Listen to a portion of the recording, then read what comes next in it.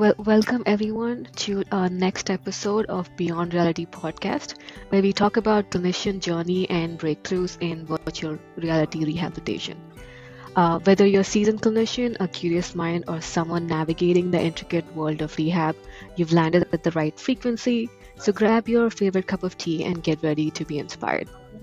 I am Veena Somareddy, the CEO of Neuro Rehab VR, and today we are joined by Dane Stair, Senior Adaptive Exercise Specialist and the Program Director at Newability.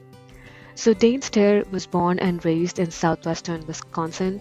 As a child, he was heavily involved in sports performance, which eventually led to some injuries that affected his athletic identity. We will dive more into that in a little bit.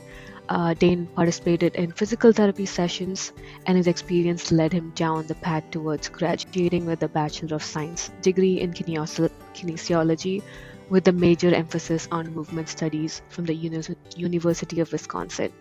Or Claire, I'm sure I got that wrong, but good. Throughout his time in school, he was able to participate in multiple programs that were designed to work on physical therapy for individuals with disabilities. Over time in this program, he developed a passion for patient progression and holistic wellness regarding mobility, stability, and activity. So, in his free time, Dane's hobbies include hiking, mountain biking, skiing, playing with his dog, and working on home improvement projects. So, that is Dane, and we're really excited to have you here on our podcast today. How are you feeling? I'm feeling great. I'm excited to be here. Thank you for the invitation. That's awesome. So we will dive in a little bit into your story. So can you share a little bit about yourself? What drew you into the physical therapy world, and how your early experience are kind of shaping the approach that you're taking now? Yeah, absolutely. So like you had mentioned, my backstory started with an injury that I sustained when I was in high school. Went down the similar track of getting physical therapy. That physical therapist helped me get my identity back, helped me get back on the field, start competing again. So that kind of started to draw me towards that, which led me into my kinesiology degree.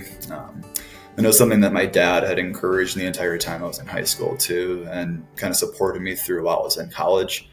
And then 2018, my dad had a spinal cord injury, which left him partially paralyzed for about 2 weeks. Started to immediately expose a lot of the areas within disability that I could create a little more utility with and kind of exercise my experience and my education into. Which led me down the path of Newability, and has really opened my eyes to, how we can create exercise programs and different technologies to be able to support this population moving forward. That is great to know. I mean, I'm sorry that your dad had to go through a spinal cord injury, but it kind of opened up a field of therapy for you. And when I was at Newability, I don't think I've ever seen a clinic that's similar to Newability anywhere else, because you have adaptive exercises, you're working with TBI patients, spinal cord injury patients, and just anybody that walks through the clinic, which is great to see, and that everybody seemed to be having fun when they were there and really enjoying their therapy. So I think I can see that passion that you have kind of in those patients too. Thank you. Yeah, we put a lot of pride into making exercise therapy and the physical therapy that we're working into enjoyable and fun and creative and engaging. And when we can innovate, we really like to innovate too. That's a huge added benefit for us. But we're given a platform to be able to help individuals, and that's what we get to use. And using a product like Neuro Rehab VR has been incredible to be able to learn and be able to expose individuals to different possibilities and outcomes, and help create more kind of reductions and barriers to entry. That is great to know. So kind of diving in, so what brings you joy in your day-to-day therapy efforts? I mean, there's a lot. I mean, it's pushing for client progress is probably the biggest thing for me too. So helping individuals get a smile on their face, but also helping them regain their independence and then their identity. There are two areas that I put a lot of self-pride and purpose into, which has been a really incredible experience for me so far too. So I'm very proud of that. That's amazing. And I know there's always two sides to a coin. There's the part that brings you joy, and sometimes when anybody is going to therapy, there is frustrations. So are there any common frustrations or barriers you've experienced that you see that patients face, and also a little bit about what the therapist face when you're trying to get that patient to that next level or get them through therapy? Yeah, absolutely. So I mean, it's with spinal cord injuries, traumatic brain injuries, even strokes too. The nervous system is pretty unpredictable. The body can be unpredictable as a result then too. So being able to pick up where you left off is one of the challenges and kind of areas that can bring frustration to the clinician, but also to the patient or the client in my case. Um, so that's why being able to have different modalities to be able to engage individuals to get them kind of working through some of the challenges that they're having at the current point to be able to get to the end all goal, which is just to use movement as medicine. So again, being able to use the different modalities that we have at the gym here too, including Neuro Rehab VR, which has been an incredible reduction in the barrier for entry for individuals to try different activities, to try different programs, to try different recreational activities too. Just allows us to be able to take some of that frustration and kind of shift away from it as we can to be able to provide some level of utility for the client and the patient and be able to continue to move forward and create progress for them. Wow, that is great to know. And you touched upon a really good part by trying to get to that patient documenting where they're at now and then trying to get to that next point, right? And that's hard when you have different clinicians, sometimes different clinicians seeing the same patients. So I'm sure as even with doing therapy, there might be other things that you do with growing administrative demands, like writing therapy notes and documentation. Has that been a frustration for clinicians? Oh, Generally, yeah, it doesn't have to absolutely. be just new ability, yeah. Absolutely. Yeah. I mean, doing notes and being able to document progress and being able to, take the extra time to be able to, work into those areas and document appropriately has been an absolute frustration for us too. I think as every clinician is experiencing too, to some degree or another too. But Right. that's one of the amazing features of your product. Thank you. Yeah, thank you for mentioning that. And I know, your care experts, as you have to go through therapy, it's both physically and also emotionally demanding sometimes. And so have you had other clinicians, peers, friends face burnout at clinics or just feeling overwhelmed to be able to work with these patients? And I'm sure sometimes the patients also might feel overwhelmed. Is that something that you have faced? And is there something that you faced and also have you overcome it? Yeah, absolutely. I mean, the overwhelming nature comes from the kind of the sheer daunting sense of having a spinal cord injury and how do you get back to yourself Right. and how do you get back Right. to, how do you achieve the goals that you've set out for yourself? Some being walking, some being as activities of daily living, some being, getting into a recreational activity too. So those frustrations and kind of that overwhelming nature is definitely present too. But, that's kind of the beauty in my mind of exercise is we're using it as a medicine and as a tool to be able to create more aptitudes, more kind of open-ended, opportunities for individuals too, to be able to create levels of success wherever that may be too. It's not always the same thing for people too. Being able to create the step-by-step progress for individuals is huge to be able to achieve the overall goal, which whatever that may be, it's just a reverse engineering process for us. Right. And I think Nubility is doing that amazingly well because I saw different pieces of technology at your clinic, and I'm just wanted to learn a little bit more about how you're using these technologies to help get through some of these barriers that you just spoke about. Yeah, absolutely. So using the different modalities and the different technologies that we can use, sometime independently, sometime in conjunction. So using a standing frame in addition to an FES unit provides a lot of utility. Additionally using a pretty standard piece of exercise equipment with, either an FES unit or with some type of vibration provides a lot of utility and sensory feedback for individuals. And in VR, Neuro Rehab VR's headset case, being able to provide a different surrounding and an engaging surrounding that basically immerses them in the environment creates a lot of these reductions in barriers to entry, but also allows them to be able to take this novel situation, which could lead to some level of failure, potentially some injury if they were to engage in it by themselves, and take that boundary down, and allows them to be able to learn from their failures, learn from their mistakes, and being able to slowly work their way into an environment that is, advantageous for them and somewhat novel too. Right.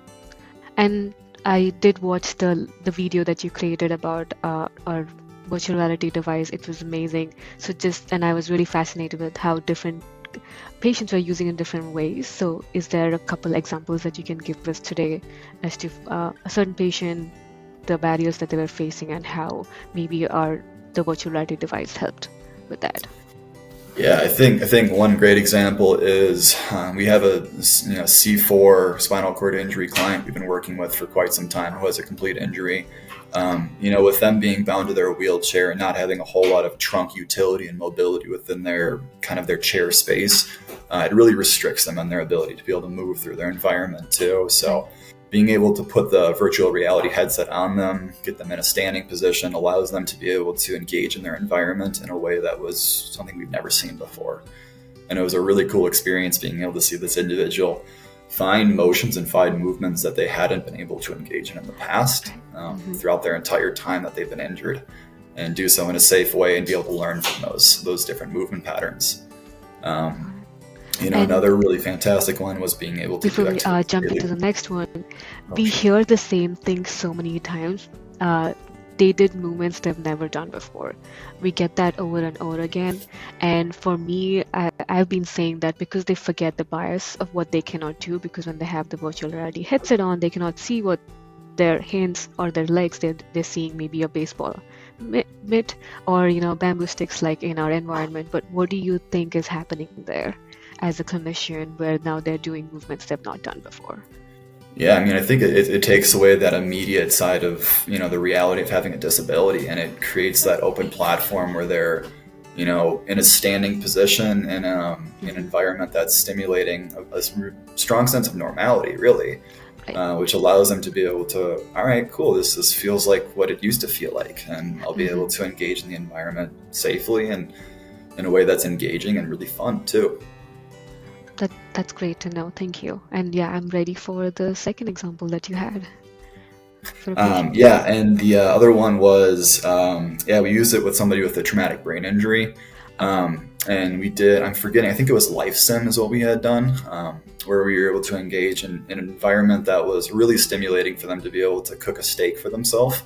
So it was cool to be able to see them kind of learn from the process to understand the cues that the device was giving them, and then being able to define utility within their body with the forward motion, lateral bending, the reaching grasp motion too, and then combining, hand function and hand-eye coordination too, to be able to engage in the surroundings was, it put a smile on our face and it immediately put a smile on their face too. And, it just shows the possibility of what they are able to do too. And right. It also starts to set the expectation where it's like, well, you were successful in this. What's leading you to not try this at home for yourself too? So, do so safely as you can, but, you're knocking barriers down one at a time for folks to be able to get back to themselves and create independence for themselves too.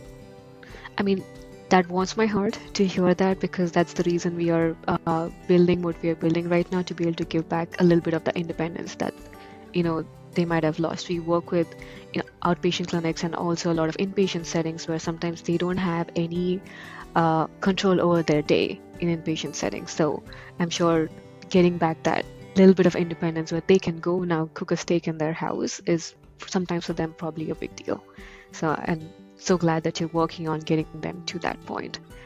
And one of the things that you had mentioned previously when I asked for feedback was, you said that sometimes there's a language barrier with some of your patients, and then our device helped with that. Could you please elaborate on that?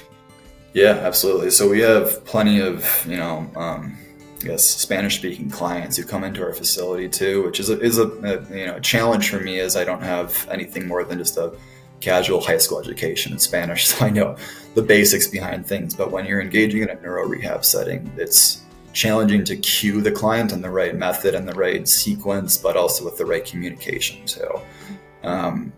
It was incredible to see the environment start to cue the client innately. And it was something that, even with a lack of communication from me, they were still able to figure things out as they needed to and work through the motions that we're engaging in, kind of, value inducing for them too, which was pretty incredible to see.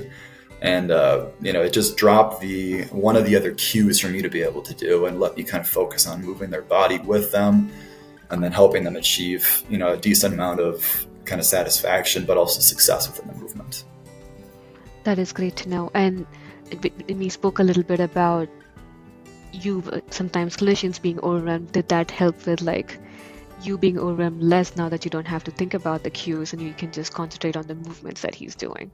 Exactly. It allows you to be, instead of multitasking at all points, it allows you to be able to kind of singular your focus down to a few things that are going to be the most appropriate and the most efficient for that individual. Right. But instead of having to do, the cognitive stuff we're doing, the hands-on physical side of things too, but also some level of emotional regulation too. But, it allowed us to just work on the physical side too. We're able to assist with a reach and grasp motion too, to be able to demonstrate how far the product or how far the motion is requiring for them to be successful. But yeah, no, it was a weight off my shoulders to be able to work into that and to take a cue away from me off of my shoulders and just let it opening up innately your brain happen for the space. Yeah. client. Yeah. Right. Be with the client, and that's one of or where our goals to kind of help clinicians be as productive as you can be without reducing that burnout. So kind of nice to hear that story and see that we're helping in small ways there. And I know tracking that patient progress is another thing that you have to do right after the session.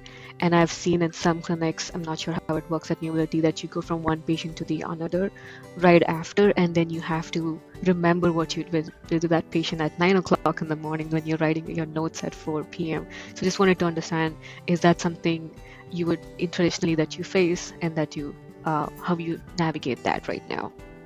Yeah, absolutely.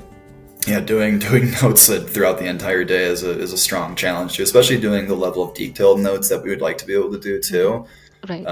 Putting in those intricate details of fine-tuning progress using this amount of weight, this amount of range of motion with the numbers and the quantitative analysis to it too it's definitely been a challenge. But being able to use the note summary that VR headset, that Neuro Rehab VR headset was able to provide for us was, again, another weight off our shoulders too, because it had a high level of detail to the notes. It put notes directly into a SOAP note for us too, which was, again, a breath of fresh air. It kept a lot of weight off our shoulders too, but allowed us to focus on the stuff that we're really good at, and that's creating innovation, creating client progress too, and then letting some of the clerical work and administrative work kind of be pushed to the side.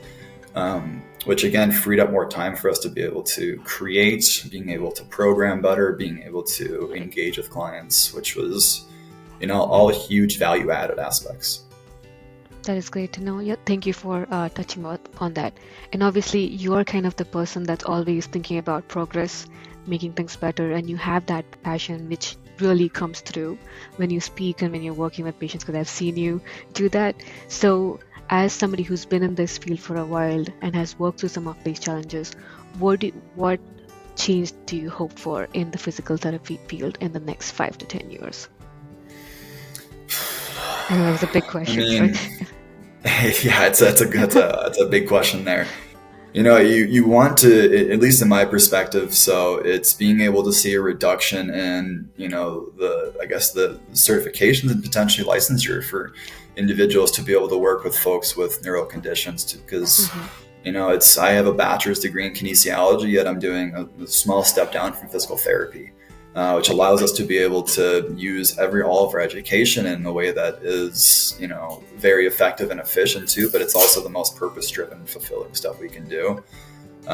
So yeah, it's, there's a lot to it, but, we want to see at least more individuals with, more bachelor's degrees in my perspective and more kind of personal training certificates and maybe some level of neuro experience, as we've done with our internship program, being able to have them comfortable and competent and confident to be able to work with individuals with neuro injuries, to be able to create less of a barrier of entry for individuals to get moving.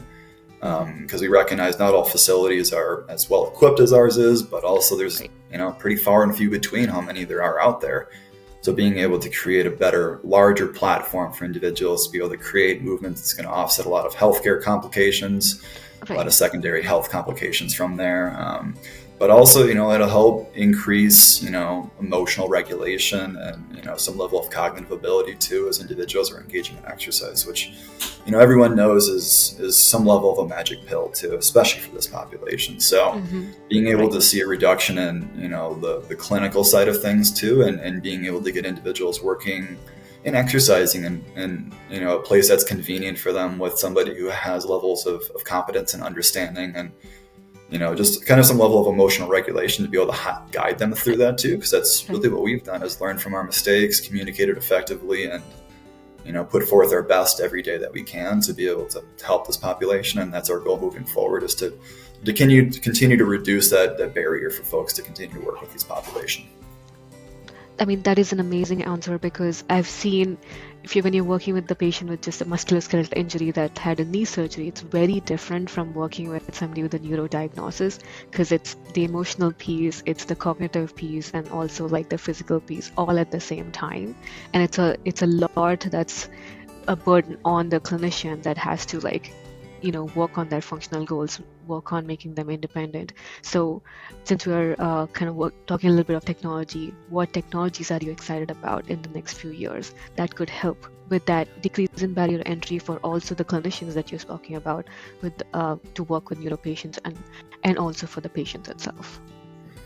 I mean, I think the technology that we're seeing currently right now, I mean, again, Neuro Rehab VR is a fantastic example, as you guys use a product that's currently on the market, and we're able to shift the software and some level of the algorithms, which is beyond my knowledge of what all the details went into it. But you're able to take a product that was, a little more meant for a general population and turn it into something that has an enormous amount of value for this population too. So we'd like to see more companies come to play of trying to have some level of adaptability and inclusive nature to their products too.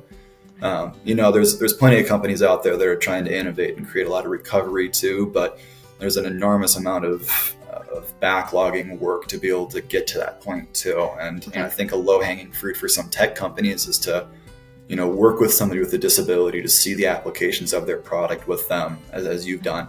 And have that idea start to kind of propagate and develop for themselves of, hey, what if we tried this over here for this individual? Because it creates more exposure for the company, it creates more utility for the person, it allows for different avenues of, I guess, adaptability, but also really use, honestly, too. And being able to see people smile and engage with your product when they haven't been able to do something like that in the past is, again, a really fulfilling thing too, and something that certainly warms your heart too, and it's something that warms my heart too. But it also, with some level of just neuro-specific products, the cost behind them is huge, and the cost for your product is significantly reduced. It allows for, again, a lower barrier of entry for individuals to be able to use the program, be able to engage in an environment that's very efficient too. But that's been a huge kind of challenge for us to face as technologies are entering the market, but the barrier turns into some of the funding costs behind it too. Right. And that is a hard one for both companies and for the clinics. So we try to be cognizant about both and make sure that if we build this great technology, we want to make sure that everybody has access to it too. And that's how our pricing is also modeled on that, just so that you're getting the ROI for having a product, and also the patients are getting that joy, they're getting those functional outcomes. So thank you for touching upon that. This has been great. Thank you so much for being on the podcast today. Just to summarize, you shared a lot about your story, so thank you for that, and how you became the person that you are today, working with neuro patients and using these technologies and being so open to it. Just being there, showing a product, you were so open to it, and you started to use it in different ways. And we tried something new already in like 10 minutes of being there that we had not previously with one of your patients. And we kind of heard from you how it's really increasing that patient motivation and joy, and and also helping remove some of those hurdles that you all face as clinicians and also patients. And in the end, thank you for touching upon the therapy notes. And I'm glad that's kind of opening up your brain space so that you can think about your patient more than not about the notes that you might have to write for them. So thank you for that. Is there anything else that you would like to talk about for aspiring clinicians that are coming in to the workforce right now, And then also generally any advice for clinicians out there? I mean, any clinicians going into the workforce is, open your doors to everybody, really. Anybody who comes in, be willing and welcome to offer them your services and learn with them and communicate effectively to be able to create levels of utility for them. You never know until you try, really. So, Right. Neuro's a daunting area to work into, but once you're in it, you realize just how long and how far you're able to take an individual, and how fulfilling and purpose-driven it can really be too. But another note that I had written down too, that one of our other trainers and clinicians here had mentioned was, the Neuro Rehab VR headset did a great job of bridging generations. Having some of our older individuals use new technology is, it's a challenge when they're so rooted in what they've been doing for so long. So allowing them to be able to try a product and, using the trust and rapport that we've built up with them too, to be able to say, I think there's some programs within here like Play Ball that would really be able to be a huge utility for you. And then, have the motion amplification feature come up, and then the real-time adjustments that we're able to make to be able to start small and then grow as the competitive nature starts to grow for them too, is something that was, again, just puts a smile on your face. It allows for that client progress too, but it allows to make those somewhat challenging days and frustrating days become more of those like successful days, which is, it's always the challenge and the goal that we have. I'm so glad to hear that, and thank you for mentioning how it's helping bridge with different generations. And that's a question we get asked all the time. I work with older patients. I'm like, older patients are the ones that actually like our, I know once they use it, they love it. It's taking the monotony out of their days and then also giving them something different. And I've been around patients enough to know that sometimes it's easy to give up, and they don't want to give up, but it's so hard sometimes when your body is not doing what it's supposed to do, and it can be frustrating for anyone. So I'm glad that you saw that in our product too. But again, Absolutely. Thank you so much. And Newbility is a different kind of clinic than I've ever seen previously. So if anybody wants to contact Newbility, where should they go, and how would they get in touch with you? Yeah, so newability.org is going to be our website. One of the things I always like to talk about is we have a few different programs that allow for, different levels of utility. We recently created a wheelchair circuit course, which allows for an enormous amount of exercise and enormous amount of community kind of interaction, which is, it's really the bread and butter of what we do here too. But it allows for a lot of client progress, a lot of client interaction and socialization. Gets people out of their homes too, but also it helps them provide more progress, and then also more opportunities start to develop from there too. But yeah, newability.org is where you're able to find us. We're located in Denver, Colorado, and just glad to be working with this population. Amazing. Thank you so much for your time, and thank you everybody for joining in on our Beyond Reality podcast today. Thank you, Veena. Thank you for watching Beyond Reality Podcast. Try our demo now at neurorehabvr.com to learn more about how you can enhance rehabilitation with virtual reality.